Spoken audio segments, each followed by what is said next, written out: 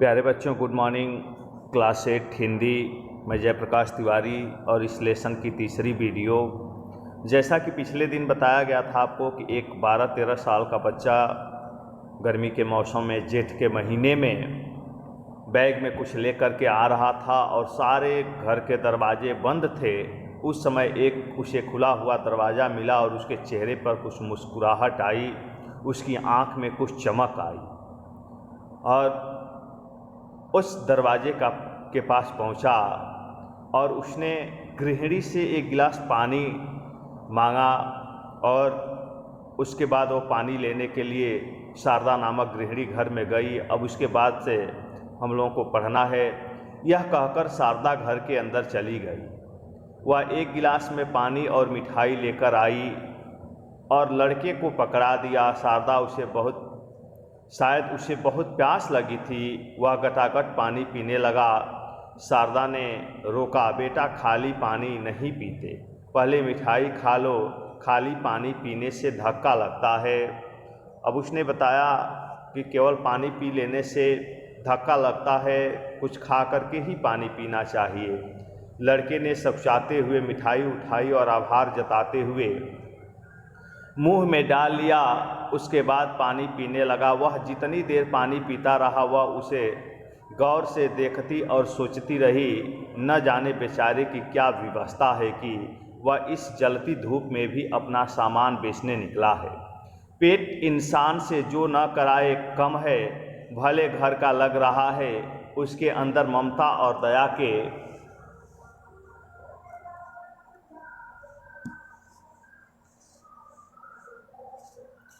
अब यहाँ आप देख रहे हैं कि उसके अंदर ममता और दया के भाव एक साथ जगे। लड़के ने पानी पीने के बाद धन्यवाद देते हुए गिलास लौटा दिया। फिर वह अपना भारी बैग उठाकर चलने लगा। शारदा ने उससे कहा, जरा ठहरो, जरा रुको। लड़का रुक गया। वह अपना भारी थैला कंधे पर संभालते हुए बोला, जी कहिए, तुम कौन सा सामान बेचते हो? शारदा ने पूछा। जी कुछ नहीं, लड़के ने मासूमियत से कहा। क्या? शारदा चौंकी। तो फिर इतना भारी बैग लिए तुम इस भरी दोपहरी में क्यों भटक रहे हो? शारदा के आश्चर्य का ठिकाना नहीं था। जी मैं कुछ बेचने नहीं निकला हूँ, मैं कुछ देने निकला हूँ, लड़के ने मुस्कुरा कर कहा। लड़के ने हंसते हुए मुस्कुराते हुए उत्तर दिया कि मैं कुछ बेचने नहीं बल्कि कुछ देने के लिए निकला हुआ हूँ। देने? पहेलियाँ मत बुझाओ, साफ साफ कहो, क्या देने आए हो? शारदा की उत्सुकता बढ़ गई। यह लड़का इतनी गर्मी में इतना बड़ा बैग उठाए, भला क्या देने आया है? वह सोचने लगी और अंदाज़ा लगाने का प्रयास करने लगी, लेकिन उसकी समझ में कुछ नहीं आया। एक बात पूछनी है, क्या आपके घर बाजार से थैलियों में सामान आता है? लड़के ने शारदा से पूछा। हाँ आता है, लेकिन तुम क्यों पूछ रहे हो? आजकल तो हर सामान ही पॉलीथीन में ही आता है। दाल, चावल, आटा, सब्जी, फल आज सब थैलियों में ही आते हैं। यहाँ तक कि आजकल दूध और दही भी थैलियों में ही आने लगे हैं। शारदा ने स्वीकार किया और प्रश्न भरी नज़रों से लड़के को देखने लगी।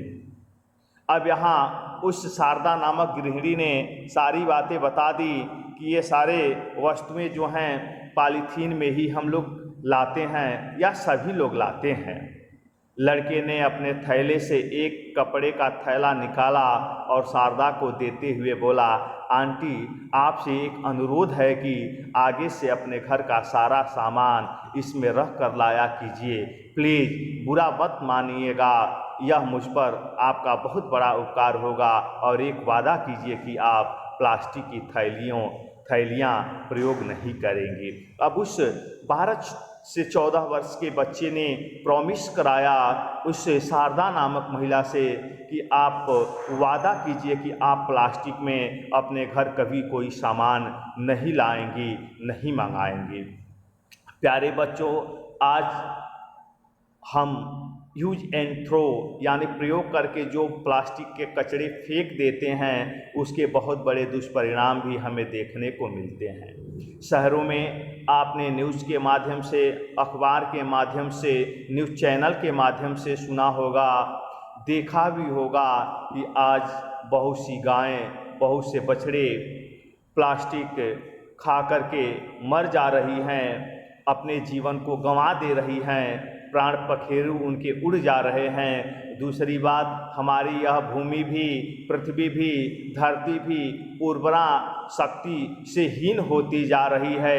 तीसरी बात, प्लास्टिक को जलाने से वातावरण प्रदूषित हो रहा है।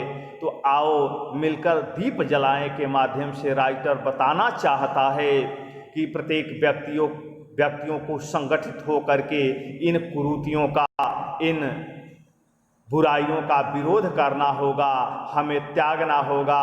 और जब हम इन छोटी छोटी बुराइयों को त्यागेंगे तो हम निस्संदेह एक सही दिशा में पहुंचेंगे। और जब हम सही दिशा में जाना प्रारंभ करेंगे तो देश आगे तरक्की करेगा, विकास करेगा। तो प्यारे बच्चों, इस वीडियो में बस इतनी ही, फिर अगली वीडियो में हम लोग मिलेंगे।